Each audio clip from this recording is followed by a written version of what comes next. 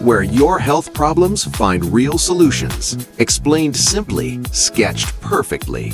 Hey there, I'm Dr. James, your health guide on this journey. And I'm Sarah, here to ask the questions you've always wanted to ask. Together, we break down your biggest health concerns Into simple solutions that actually work. Welcome to Sketch Your Health.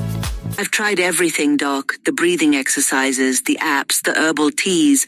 But my heart still races at 3 a.m. My mind won't shut off. I feel like I'm going crazy, and nobody can tell me why this keeps happening to me. You're not going crazy, and there's a reason those solutions haven't worked. Your anxiety might not be starting where you think it is. Let's sketch this out. It started about 2 years ago, Doc. At first, it was just feeling nervous before big meetings at work. That sounds pretty typical. What changed? Everything. Now I wake up anxious. Before my feet even hit the floor, my chest feels tight. My thoughts are already racing through every worst-case scenario for the day. I can't focus at work anymore. I snap at my kids. My spouse thinks I'm pushing them away. And the worst part? I've stopped doing things I used to love. I turned down my best friend's birthday dinner last month because the thought of being in a crowded restaurant made me want to crawl out of my skin. That sounds exhausting, truly exhausting. It is. I'm tired of feeling like a prisoner in my own body. I just want to feel normal again. I hear you, and we're going to figure this out together. But first, I need to understand your whole picture. Walk me through a typical day. What does your morning look like, Abe? I wake up around 6, usually already stressed. I hit snooze twice, then rush to get ready. I grab coffee on an empty stomach and run out the door. Just coffee, no breakfast? Who has time? Maybe I'll grab a granola bar around 10 when I start feeling shaky. Interesting. And lunch? Usually something fast.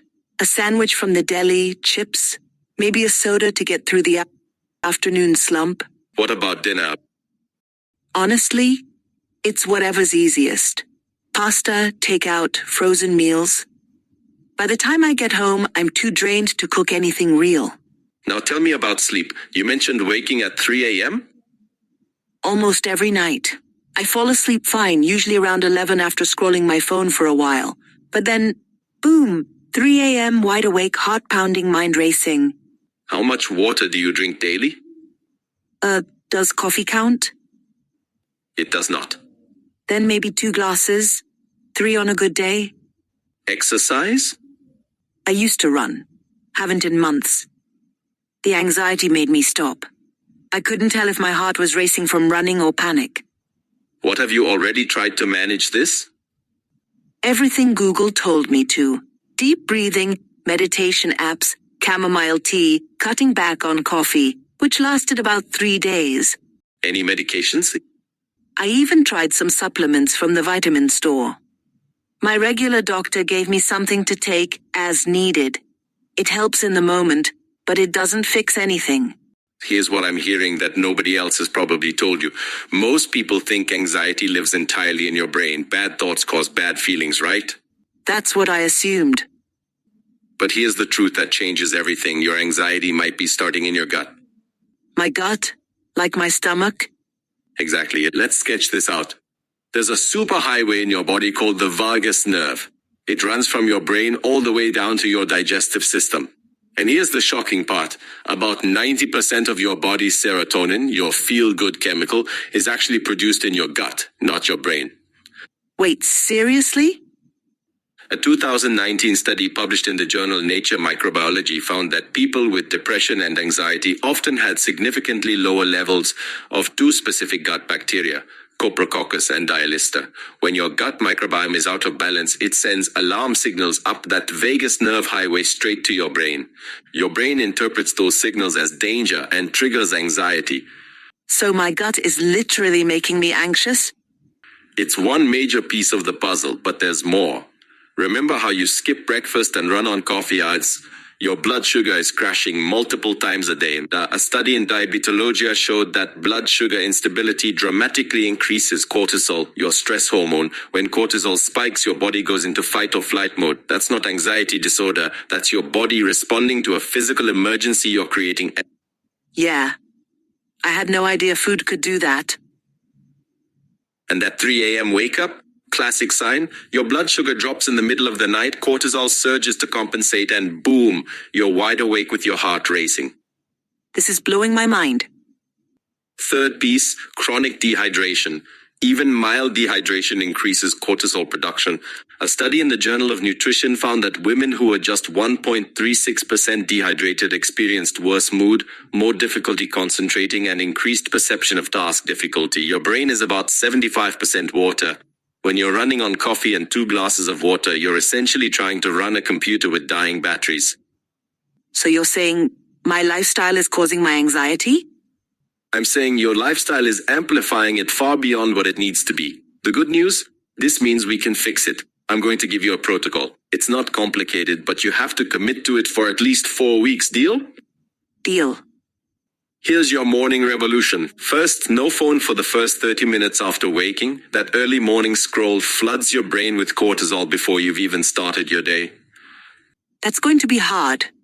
Good things usually are. Second, within 1 hour of waking, eat a balanced breakfast. I want protein, healthy fat, and complex carbs. And think eggs with avocado on whole grain toast, or Greek yogurt with berries and a handful of nuts. This stabilizes your blood sugar for hours and prevents that mid-morning cortisol spike. What about my coffee? You can have it after breakfast, not before, and limit it to 2 cups, both before noon. Caffeine has a half-life of about 6 hours.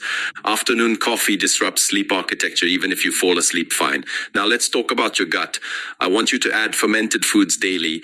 Yogurt with live cultures, kimchi, sauerkraut, or kefir. These introduce beneficial bacteria that support serotonin production. I've never even tried kimchi. Start small. 2 tablespoons with dinner. Also, increase fiber dramatically. Vegetables, legumes, whole grains. Fiber feeds your good gut bacteria.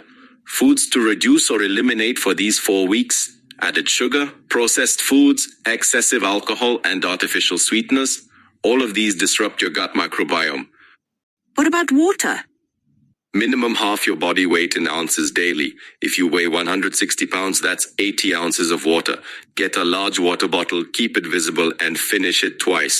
For movement, I'm not asking you to run marathons. Start with a 10-minute walk outside every morning. Sunlight exposure within the first hour of waking helps regulate cortisol and melatonin, your sleep-wake hormones. Just walking? For now, we can build from there. Evening routine is critical. 2 hours before bed, screens dim or off. 1 hour before bed, start a wind-down routine. Light stretching, reading a physical book, or gentle breathing exercises. Here's your timeline expectation. Week 1 might actually feel harder. Your body is adjusting. By week 2, you should notice improved sleep. By week 3, that 3 a.m. waking should decrease significantly. By week 4, you'll feel a notable difference in baseline anxiety levels. And this actually works? When patients commit to this protocol, I see transformations that surprise even them. Okay, Doc, I'm back. It's been 5 weeks. Tell me everything. Week 1 was rough. I'm not going to lie. I was cranky without my morning phone scroll. Eating breakfast felt forced. And I was running to the bathroom a lot from all that water. But you stuck with it. I did. By week 2, something shifted. I started sleeping through until 5 a.m. instead of waking at 3. And now? That alone was life-changing. Doc, I feel like a different person. My mind isn't racing all the time. I can actually sit through dinner with my family without feeling like I need to escape. I went to my sister's barbecue last weekend. A crowded barbecue. And I was fine. Better than fine. I enjoyed it. That's incredible. The biggest thing? I didn't realize how bad I felt until I started feeling better. I thought constant low-grade anxiety was just life. My new normal. It's not. You did the work. You committed to changing the inputs and your body responded. I'm never going back to the way I was eating before. This is my life now. Let's sketch this out one more time to remember what got you here. You fed your gut, stabilized your blood sugar, hydrated your brain, and regulated your cortisol naturally. Your body isn't broken. It was just responding to what you were giving it. Thank you, Doc, for actually explaining the why. Let's recap the key points for everyone watching. 1. Anxiety often has roots in gut health, blood sugar, and hydration. Don't just treat the symptoms, address the foundation. 2. Start your morning right. No phone for 30 minutes, eat a balanced breakfast with protein and fat, coffee after food. 3. Support your gut with fermented foods and fiber. Cut processed foods and sugar. 4. Hydrate like your brain depends on it, because it does. 5. Morning sunlight and evening wind down routines regulate your stress hormones naturally. If my anxiety could improve this much, yours can too. Now here's my question for you in the comments. What's one change from today's video you're going to try first? Drop it below. I read every comment. If this video helped you understand your body better, hit subscribe and tap that bell. We release new videos every week breaking down health topics in ways that actually make sense. Let's get healthier together. See you in the next one. Disclaimer. This content is for educational purposes only, not medical, health, or treatment advice. Always consult a healthcare professional before making any health decisions.